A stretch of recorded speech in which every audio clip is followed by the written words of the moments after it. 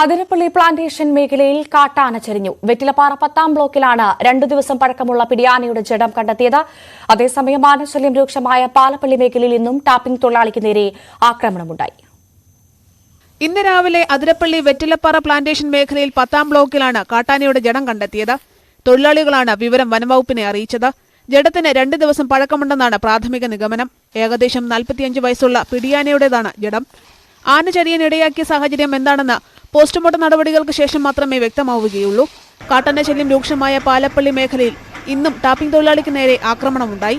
രാവിലെ 7 മണിയോടെ തോട്ടത്തിൽ ജോലിക്കിറങ്ങിയ കുണ്ടായി സ്വദേശി ഭാസ്കരനാണ് പരിക്കേറ്റത്. ആന വരുന്നത് കണ്ടില്ല, പുഴയെന്ന് കയറിയതല്ല. ആന കയറി വെള്ളം ഓടിച്ചാണ്ട് തട്ടി വീണു, തുമ്പി കഴിച്ച് പുറത്തടിച്ചു. അപ്പം വീണു, ഒരു മരം വീണിരുന്നു. അതിൻ്റെ അടുത്ത് വീണ് അതുകൊണ്ട് അതിൻ്റെ അടിയിലേക്ക് ഇറങ്ങി നീങ്ങിയ ആന ചവിട്ടിന് കുത്തി നോക്കിയിട്ടുണ്ട്. ആനരൊക്കെ കൊമ്പോളെന്ത് മരക്കന്മാരായിട്ടുണ്ട്. അത് കാരണം കൊണ്ട് എത്തിക്ക് രക്ഷപ്പെട്ടു.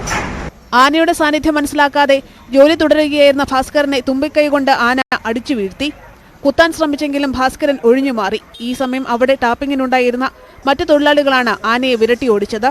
കൈക്കും കാലിനും പരിക്കേറ്റ ഭാസ്കരനെ പുതുക്കാട് താലൂക്ക് ആശുപത്രിയിൽ പ്രവേശിപ്പിച്ചു. ഇയാളുടെ പരിക്ക് ഗുരുതരമല്ല. ന്യൂസ് 18 തൃശൂർ.